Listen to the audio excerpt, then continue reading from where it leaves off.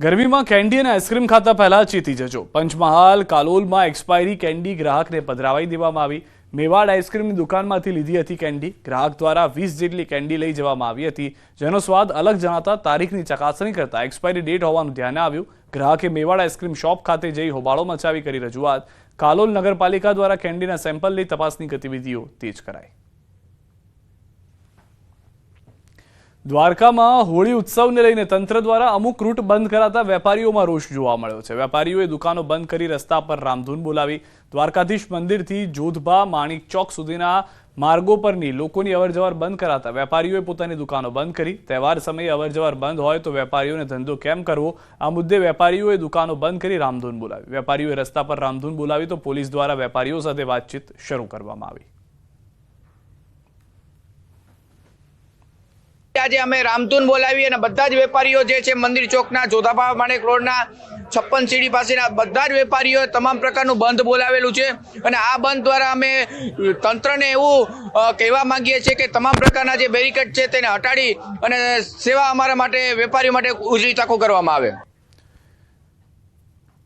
Bharuch ST વિભાગે હોળી ધૂળેટીના તહેવારને લઈને એક્સ્ટ્રા બસો મૂકી છે। શ્રમયોગીઓને તેમના વતન જવા માટે આજથી 3 દિવસ 90 થી વધુ એક્સ્ટ્રા બસો સંચાલન કરવામાં આવશે। રોજિંદા 30 વાહન થકી 3 દિવસ સંચાલન હાથ ધરી અંદાજિત 90 થી વધુ બસોનું આયોજન હાથ ધરેલ છે। એસટીના સૂત્ર એસટી આપના દ્વારે હેઠળ જો શ્રમયોગીઓ તરફથી કે તેઓના કોન્ટ્રાક્ટર તરફથી આખી બસના મુસાફરો હશે અને તેઓ તેમના સ્થળ ઉપર બસની માંગણી કરશે તો તે પણ અત્રેથી તેઓને આપવામાં આવશે।